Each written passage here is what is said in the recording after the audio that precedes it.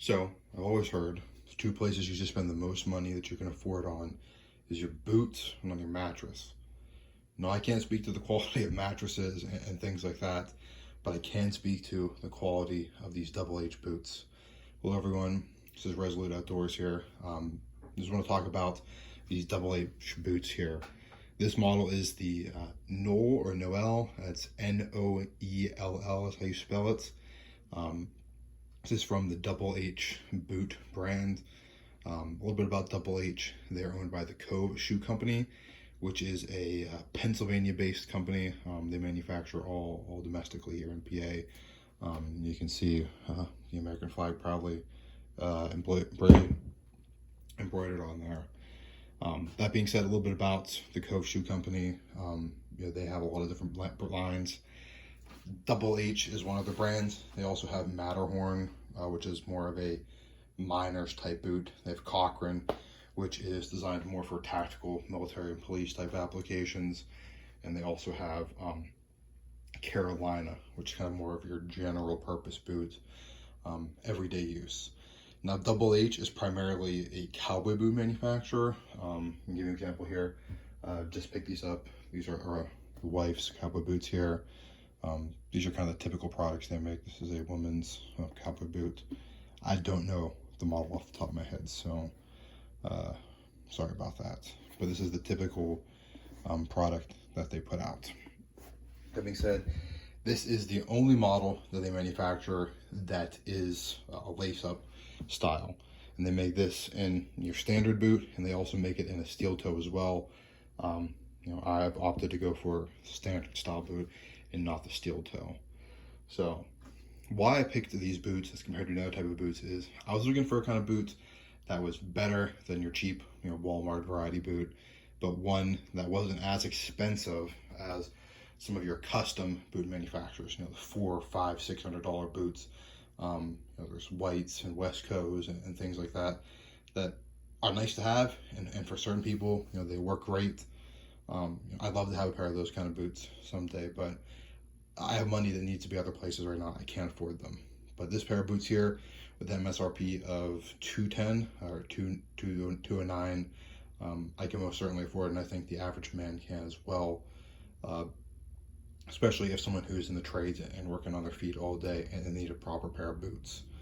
So that's kind of the big reason why I picked these boots here. So some features on these boots. They feature almost solid leather construction here, the whole way from the tip of the boot here all the way up to this 10-inch heel on this model here. The only plastic that you have is in here. You have some rubber, and this is hard plastic in here as well. I'm sure there's some rubber and things pushed into here as well the whole way down to go down here. This is the tread pattern here. It's held up decently. I've only had these boots for about 6 months. I would like to see a better tread design overall and less wear. But that being said, I haven't had any issues with these. I haven't slipped in them or anything like that. So it's been adequate for most uses. Come in here, we can take a look at some of the laces and the tongue as well. These aren't nice, leather laces like you would have in some of those other high-end manufacturers, but they're solid, they're stiff, they hold their own. They're very useful laces. I wouldn't swap them out. I don't think there's anything wrong with these. Speaking of lacing, when it comes to usability, you can see all the grommets or whatever these attachment points are here, whatever you would call them. That being said, these boots do take quite a long time to put on. It's not something you just throw on in a hurry like a cowboy boot. But with that and with the tall heel here, you do get a ton of support from these boots, which is great. Also looking here, it's a solid leather tongue. There's no plastic or polymer anywhere on these boots. That's a big reason why I picked them. I wanted a solid leather boot because I wanted to have something that was as durable as possible. And also you have felt here as well, which is very smooth. I haven't had any issues with any blisters or anything like that after my initial break-in period. That being said, as far as comfort, the first 3 to 4 days I wore these, it was terrible. The amount of blisters was very high. I almost gave up on them. I didn't want to deal with it anymore. But after that, the leather kind of softened up, it conformed to my feet. So I was very, very happy about them. And they've been very comfortable ever since. So the big benefit of leather is that it does conform to your feet. So overall, it does give you a softer feel once you've broken them in. I kind of envision these boots for your average man who works in a trade. I personally work in a facility where I'm in a manufacturing environment, where boots aren't required, but they're strongly recommended. So I picked these just because they give me some more options, some more durability when I'm out on the shop floor doing the things. Also as well, I think this would be great for electricians, carpenters, things like that, people who are on job sites, not just in a factory setting. What these boots aren't is they are not designed for hikers. I've done plenty of hiking in these, and they're fine. They don't hurt your feet or anything like that, but they're just better options. The leather, which I picked for the durability and the longevity of these, and the ability to be able to get them resold potentially in the future, is a negative in some ways though. In the summertime, they're hotter than more of boots that are made of synthetic materials. And then in the winter, there's really no insulation, so they're colder than boots that have thinsulate and other materials like that in them as well. So that's kind of the trade-offs you get. But for the average person doing the average things, 4 seasons even, these would be fine.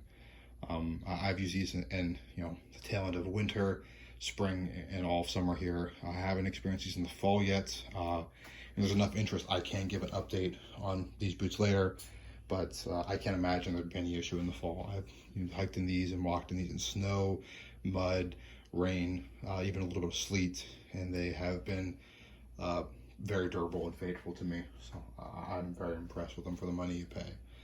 I definitely like to support local brands and Pennsylvania-based companies. Being here in Pennsylvania, I enjoyed that as well. A little bit more about these. Like I said, these would be great for your general purpose type boots. Homesteaders as well, if you're out there working with animals and things like that, they wouldn't replace, maybe if you're cleaning a stall on an animal, you might want rubber boots for that. But for going around the property and doing things, there's no issue with these. Just a little note on care as well. I typically use open offs. I know I'm not the first person to talk about that, and I know some people aren't a fan just because of how waxy it leaves the boots. I don't seem to mind that. I want to keep my boots protected. I don't care if there's a waxy film on top of them. Just be advised, if you are going to use the open offs, that it does darken your boot. These boots were more of this color of my wife's pair of boots, more of that light brown as compared to the dark brown that they have now. Now, I personally think the dark brown looks better, but either way, I want these to be boots that are boots that I'm going to use. And if they're going to be boots I'm going to use, I need to protect them, and I don't care if the color changes or anything like that. It doesn't matter to me. It's not something that I'm really worried about when it comes to boots that I'm going to be actually using. Like I said, overall, I've been extremely happy with these boots. Biggest downside has been the tread. It hasn't been an issue, but I could foresee it in the future if it wears down more, just because the tread design on them isn't great to begin with. A little more about our construction that I missed is every stitch here is at least double stitched. Double stitches here, double stitches here. You have your nice pull tab here as well. Here, where the upper meets the lower part of the boot, you have triple stitches. So I can't imagine any of these breaking. The string or whatever they use in here has been extremely durable as well. You can take a look here on the tongue, on here where they have the stitching that holds the tongue back or to the tongue itself. They interface with these metal parts here, these grommets or these hooks, and they're starting to fray a little bit after 6 months, but they're still there, and they're not worn the way through by any means. So I think the quality of the stitching and the numbers of stitches that they give you is excellent. I don't think you can find a better boot for the money. I can't really speak to a lot of the other boots in their lineup. Like I said, I'm working through here. My wife's going to be starting to wear these more. Can kind of give me an update on some of the cowboy boots. I know there's a lot of talk about Ariats and things like that people enjoy, and I can't really speak to those either. I do have a pair of Ariats that I am going to be getting in here soon, and I'm going to be trying their cowboy boot variety as compared to a lace-up boot variety. But for most purposes, I think a lace-up boot is more usable for most people as well. So overall, I've been very happy with these. You know, please feel free to like, share, and subscribe. Give me a comment down below. Tell me where I'm wrong. Tell me where you disagree. Tell me if you have these and if you like them. You know, and if you have them and you don't like them, where they can improve from. You know, this isn't sponsored or anything like that. I just have this pair of boots and I wanted to push it out to everyone as a good option for the common man. So, till the next video, see ya.